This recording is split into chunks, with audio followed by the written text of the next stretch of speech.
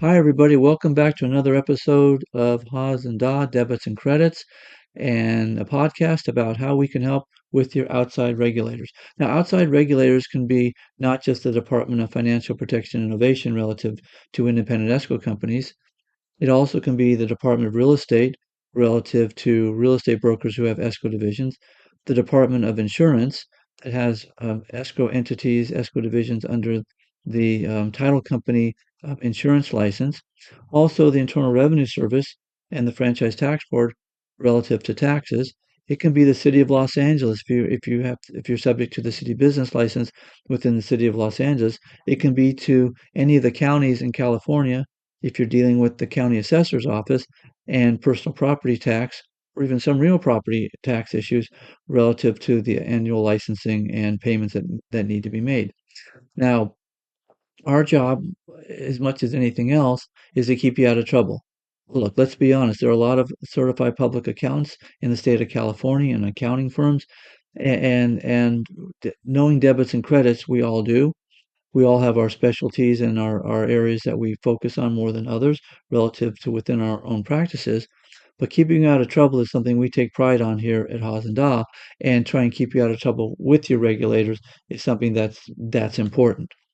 So let's talk about the DFPI first. This is the world of the independent escrow company. There are regulatory exam situations that come up where the department comes in and does their own audits. There's a whole separate podcast just on this topic. There's where what they're looking for and how we can help with that process and what you need to do to stay out of trouble with that.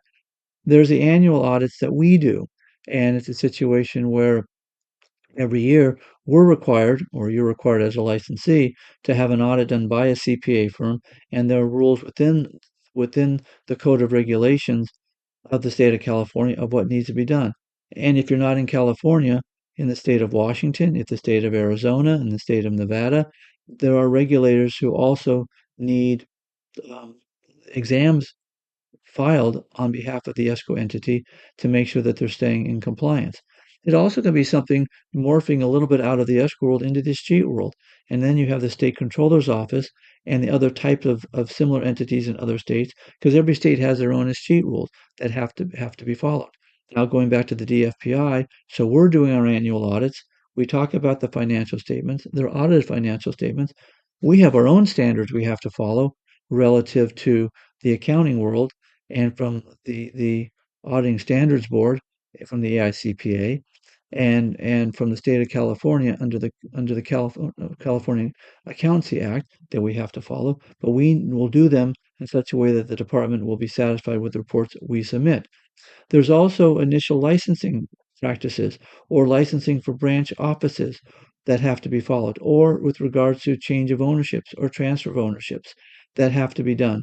And so we can help with that, with all of these processes, so that what's being submitted to the department will pass muster, will be within the rules and regulations, and so that you can move on with the department knowing that you haven't done anything that's going to be nefarious or it's going to be coming outside of how they want the paperwork done, or causing them to send out deficiency letters that are going to take more time to process and to complete the transaction. With regards to the Department of Real Estate, where there are escrow divisions of the real estate brokerage. Now, they don't have an annual audit or a regulatory exam cycle, but they do have other items that are common to escrow. One is that is cheating, because the Department of Real Estate escrow divisions have to do the same as cheating that independent escrow companies have to do. And so that's something where we can help with that process. And a lot of times we've seen situations where the brokerages have old trust accounts that haven't been paid attention to for a long time. Because let's say they stopped doing escrows years ago, but never took the time to close out the escrow trust account properly. And there are a lot of escheatment issues. So now they're trying either to do a change in the brokerage format or an ownership. Let's say they're deciding to close down the brokerage completely and they don't know how to get rid of these old funds. Well, we can come help you, meaning the DRE company, stay out of trouble and get the cheating done properly to satisfy the requirements of the state controller's office. A lot of times, though, the DRE will come in if there's been a complaint filed against the brokerage. Not that the complaint necessarily is valid, It could be just someone being angry about what happened on a transaction, but it will cause the DRE to come in and perform an audit of the brokerage. And when that happens, we can help with some of the questions they're asking relative to the escrow trust account and the trust accounting and so on. The Department of Insurance, there's in California, there's an annual audit requirement, and that required audit financial statements, plus also certain requirements of the Department of Insurance of what they want included with the annual audit, with the annual submission that goes up to the Department of Insurance. Now, it's an upload situation where the Department of Insurance requires a quarterly upload into their system of financial information, not audited financial statements, but financial statements and other information to know that the company is staying in financial compliance with the DRE rules. They also have an annual upload that has a very detailed audit requirement, audit financial statements, information on the escrow activity, information on underwriting, information on fidelity bonds that gets uploaded. We can help with that process as well. And then every now and then, the DOI will conduct its own regulatory examination process. And again, it's not announced. It's random. They select the title company, and particularly an underwritten title company will have more probably have more need for assistance with it than a title insurer as to what information is needed by the DOI and how to gather that information and submit it. And so we certainly can help with those processes as well.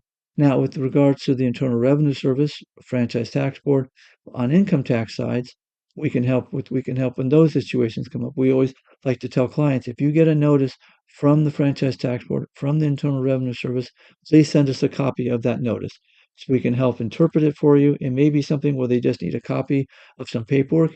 It may be something where we need to send them backup of an item that's on a tax return.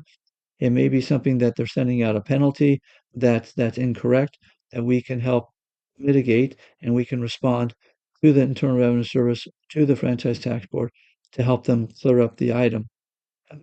With regard to the escrow world, you're most commonly seeing items that come across with FERPTA when you have the foreign seller, with CalFERPTA or the California State Withholding with regards to what California wants on the withholding done for sales of California real estate. You see these all the time. We can help we can help answer questions relative to the paperwork. We can review the paperwork before it gets submitted. If it's situations that come up where there have been disconnects with the Internal Revenue Service, with the Franchise Tax Board, we can help clarify that. We can help send in correspondence or make phone calls to the IRS or the FTB to help resolve a situation. If a tax audit comes up where whether it be on an individual, whether it be on an entity, we can help with those as well. Interpret what the IRS and the Franchise Tax Board are looking for. Interpret what their issues are with the tax returns that were filed to allow them to resolve the issue timely, to get them the information so they can move forward and close out the case.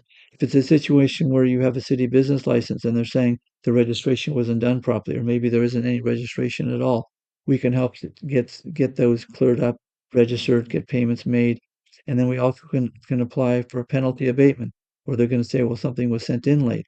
We can write letters to help with penalty abatement and find out why there was reasonable cause to get the matters resolved. So you have your fair share of outside regulators, whether it be on the escrow side itself with DFPI, DRE, and DOI on the tax side, Internal Revenue Service, Franchise Tax Board, the city governments for business licenses, the counties for personal or real property taxes. We can help you get through some of these items so it takes the angst off of your side, causes less stress, and allows you to move on with your daily work. As we like to say also, when there's a problem that comes up, let us know about it. If you get a letter, let us know about it. You get a phone call, let us know about it. If the sooner we find out a problem, the easier it is to solve the problem and resolve it. What about it? It's the type of thing of finding about a problem sooner than later, and the old proverb that says an ounce of prevention is worth a pound of cure. And so let us know as soon as possible, and we can help get you through the situation on whatever comes your way. That's today's episode on debits and credits with Haas and Dawe. We'll see you next time. Bye bye.